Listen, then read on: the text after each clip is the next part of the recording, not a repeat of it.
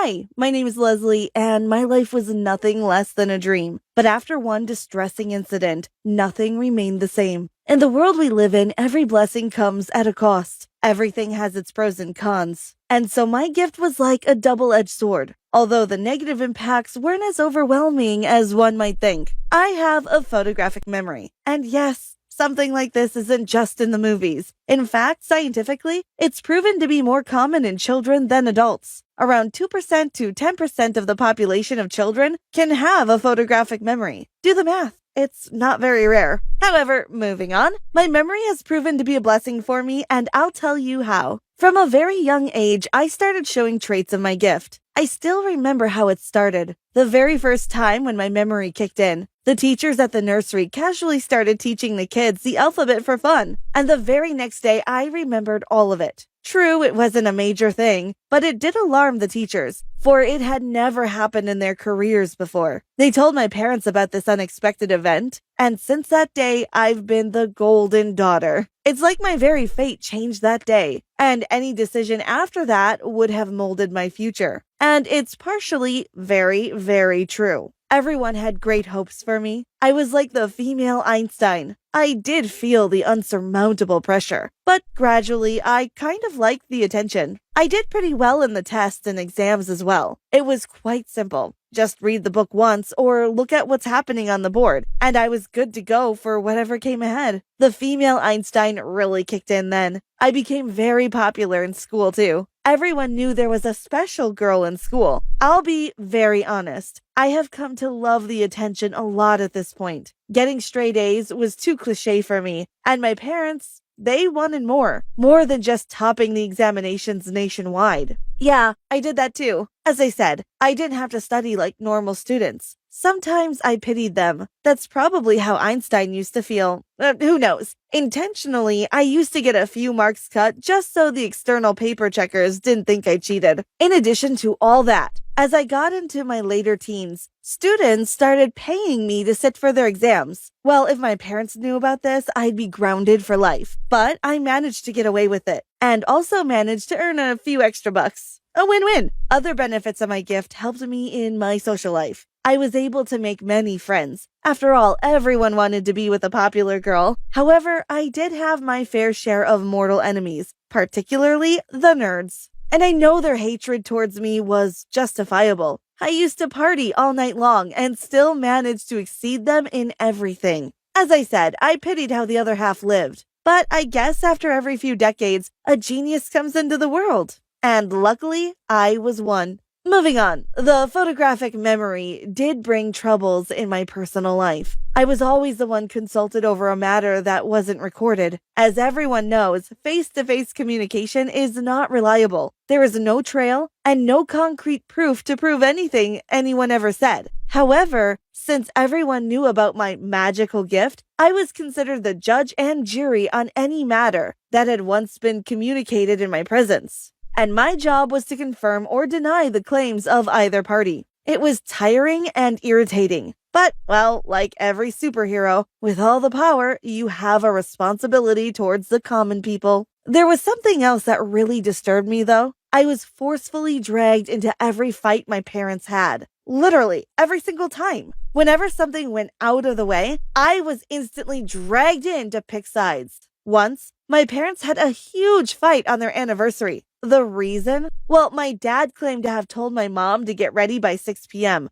for a reservation at a fancy restaurant, and apparently my mom claimed to have heard him say 7 p.m. Of course they had missed the reservation and completely ruined their 25th anniversary, but rather than letting it go, they dragged me into it. I clearly knew who was at fault, but didn't want to say. Had I told the truth, no one could have anticipated how things would have unfolded. My dad was a real stickler in this regard, and a little spark could have caused my mom to lose it. Things could have gotten really ugly. So I decided to stay neutral and replied by saying that Dad did say 6 p.m., but Mom probably didn't hear him well as she walked towards the kitchen. They both made up after that, and my gift potentially saved their marriage. Perhaps. P.S. My mom was at fault. She clearly replied by agreeing to the time. As I mentioned before, my life was like a dream. Sure, the cons of the photographic memory were there, but the benefits overshadowed them. I always felt like I could accomplish anything without even putting in any effort. So what followed after this was probably a lesson, and I had it coming. Remember the nerds who had been my mortal enemies? They had suddenly changed their behavior and were nice to me. In fact, my very own best friends felt left out because the nerds started being a huge part of my life. This went on for a few weeks. At that time, gullible Leslie thought that they had finally realized my worth and wanted to get close. As you can see, I was still very proud. Anyways, the more I think about it, I really had it coming. The nerds did outsmart me, and well, not everything's in the books. The nerds had somehow convinced me and my friends to hang out at one of their places for a sleepover. I was actually excited. Katrina, one of the nerds, had rich parents, and we were going to spend the night at her own private little mansion. My best friend Sophie picked me up that night along with her friends who brought some booze. I believe someone sneaked some weed in too. Not that I'm into that stuff, but who am I to judge? Anyways, what followed that night was truly something I had not expected. Everything started really normal. Everyone was in the lounge, songs turned on at maxed out volume, everyone dancing, some playing truth or dare. In a nutshell, everything went how I imagined. It was actually surprising how Katrina managed to pull off a party like that, considering how she was. I should have taken that hint. While everyone was enjoying their time, the lights went out. In that suspended moment, there was utter panic. At first, I thought it was probably a part of the party. I believe things were about to get wild as soon as we progressed into the night. But then, suddenly gunshots echoed in the mansion. A chill creeped into my bones like thick, crude oil escaping into a crevice. The people had switched on their mobile phones' torches and tried running for the door. "It's locked! Everything's locked!"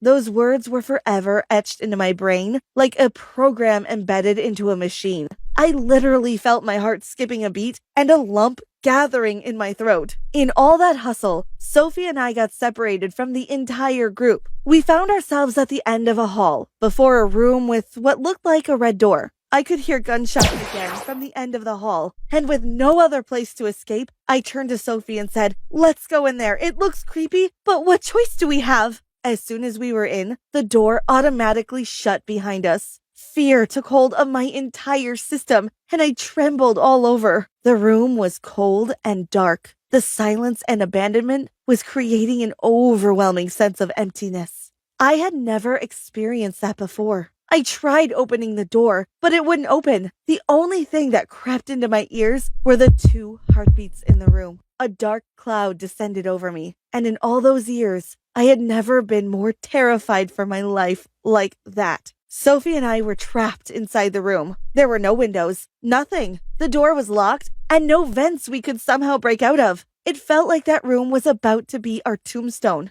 There were no lights, and my phone's battery was dying. I checked for mobile coverage, but there was none. Sophie's phone was in the car. We were truly doomed. Just when I thought things wouldn't get any worse, something moved over our heads. On the spur of a moment, a body came crashing down, feet barely touching the floor, a rope tangled around the neck, and it stood still in midair.